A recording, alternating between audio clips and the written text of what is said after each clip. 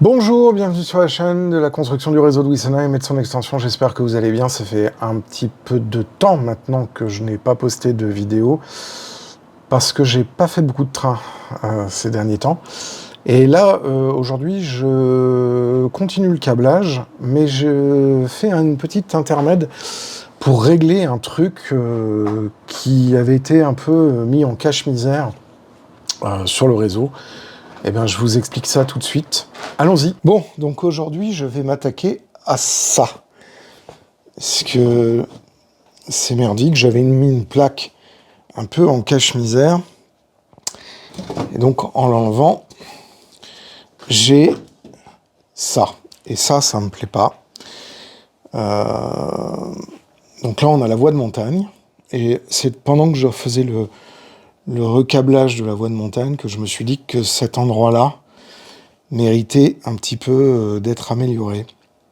Et en fait, en regardant mes plans, je me suis rendu compte que normalement, j'aurais dû avoir un segment supplémentaire, ici, avec un couple, ici, et aussi un couple, ici, qui remonte et qui vient supporter l'ensemble de la structure au-dessus. Et à l'époque, je ne l'avais pas fait, parce que là, à partir d'ici, j'amorce la pente pour aller du niveau de la voie de montagne au raccord de la rampe. Et du coup, j'avais fait un assemblage un peu merdique pour rattraper correctement les deux niveaux.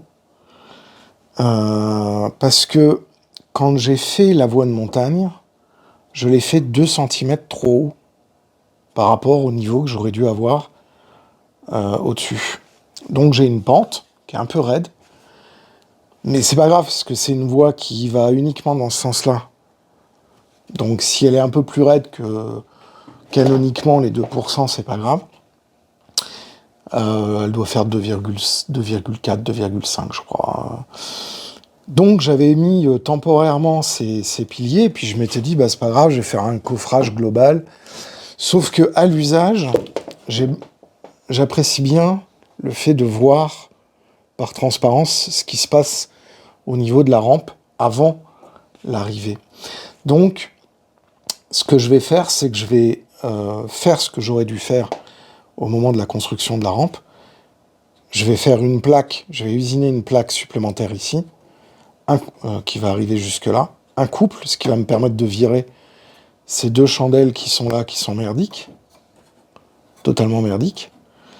Du coup, je vais avoir mon couple de soutien ici, donc j'aurai plus besoin de cette chandelle-là, ni de celle-là. Du coup, mes deux tiges filetées, elles se finiront là où elles doivent se finir, c'est-à-dire ici. Ce qui va me permettre ensuite de faire une barrière ici et une barrière derrière, un petit peu paysagée, un petit peu sympa, avec des arches, pour continuer à voir en transparence, sans boucher le point de vue. Alors je vais vous mettre, je vais directement bouger la caméra, et je vais vous mettre à un niveau qui, à peu près, effectivement, on aura le couple bas, là, on aura ici une barrière qui permettra de protéger le train, de l'autre côté, il y aura une barrière qui protégera le train, et on aura donc la possibilité d'avoir la vision de ce qui se passe au niveau de la rampe, alors qu'avant j'avais ça.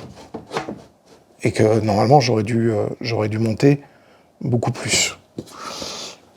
Donc, ce qui m'arrange, c'est que je vais virer ces deux trucs-là,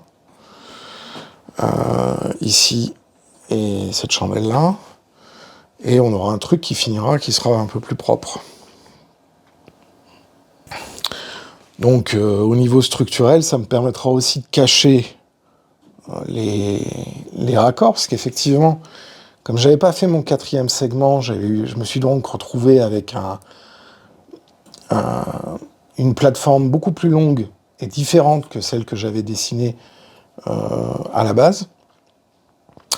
Alors c'est un peu merdique, et ça me plaît pas, je trouve ça pas beau. Alors je vais pas refaire la plateforme, hein, parce qu'elle elle est juste, elle est correcte. Par contre, effectivement, je vais me remettre mon pilier de soutènement ici. Ça pourra virer, ça me libérera ça. Et je peux pas virer la dernière, malheureusement, parce qu'elle supporte la voie, la transit lane. Donc Purple Lane, Transit Lane et la Green Lane, au-dessus. Donc ça, c'est pas grave. Mais au moins, j'aurai un truc qui sera fini ici, et je pourrais m'occuper de faire un paysage, et à nouveau une entrée de tunnel, peut-être comme ça, ici. Donc un truc un peu libéré pour voir le train passer, du coup. Parce que comme ça me permet d'avoir si je vous montre au niveau de la voie panoramique, deux voûtes, une liberté, une ouverture, et à nouveau le train qui rentre au niveau de ma main en tunnel. Ce qui me permet de me donner une occasion supplémentaire de voir le train passer sans qu'il soit en tunnel, et donc plutôt encastré comme ça. Donc d'un point de vue paysager, ça pourrait être assez sympa justement de me permettre, d'un point de vue scénique, de libérer. Alors ça veut dire qu'il va falloir que je décore la voie un peu plus, hein, jusque-là, que je peigne le flanc des voies, que je ballaste, que je me prépare le bon talus. Mais je pense que ce serait plus sympa de faire ça comme ça. Voilà. Alors du coup, puisque je m'occupe de mettre une nouvelle chandelle et de terminer cet espace-là, j'ai l'espace d'entrée ici, où j'ai un angle qui va pouvoir être aménagé en ne cachant pas, enfin en cachant la partie inférieure, mais pas la partie d'intersection au niveau de l'aiguillage. Et donc je vais pouvoir gérer cet espace-là en paysage, avec des roches, des machins, etc. Ce qui me permettra d'avoir, au niveau de la voie panoramique, comme ça, un paysage qui vient s'intégrer dans la structure du réseau. Voilà. Donc ça, c'est cet aspect-là que je veux faire au moment où je refais le câblage, parce que j'étais en train de recabler la voie de montagne. Et évidemment, avant de placer les différents câbles de façon définitive, là j'ai vraiment posé pour l'instant, je me dis que ça serait plutôt pas mal de finir ce truc et de lui donner un aspect un peu plus fini, un peu moins structurel, chantier, un peu plus joli, pour venir habiller cet espace-là, terminer cet espace-là, me garantir d'avoir une vision qui me permet justement de voir ce qui se passe au niveau de la rampe, parce que là, j'ai quand même l'aiguillage d'intersection entre la voie de montagne et la voie extérieure descendante de la rampe nord. Donc, on voit bien, d'ailleurs, si je monte un petit peu, que je me mets comme ça, on voit bien les différents éléments d'intersection et tout ce qui se passe ici. Et c'est vrai que là-haut, alors si je monte un petit peu encore, voilà, en mettant comme ça, là on commence à avoir à peu près le point de vue que j'ai quand je suis assis sur ma chaise de bureau. On voit que je ne vois que très partiellement le train qui est sur la voie 4, qui est sur la voie de transit, où je vois les roues, donc je vois si ça n'a pas déraillé. Je vois bien les trois tours là, de la rampe, les différentes enfilades. Donc ça me permet d'un point de vue, je pense, d'un point de vue paysage, de gérer un truc ici qui permette d'accompagner. Et voilà, alors, je sais pas très bien, je vais peut-être cacher en dessous pour simplement voir le dessus, vu que sur cet angle-là, je vois ce qui se passe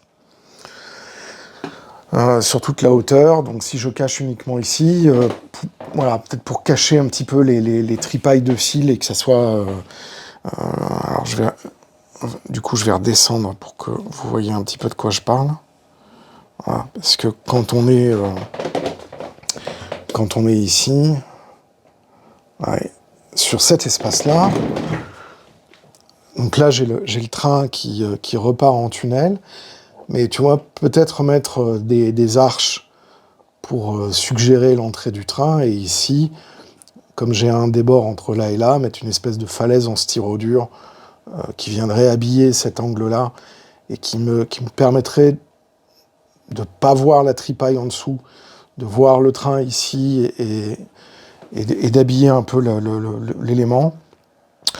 Voilà, c'est la réflexion que je suis en train de mener.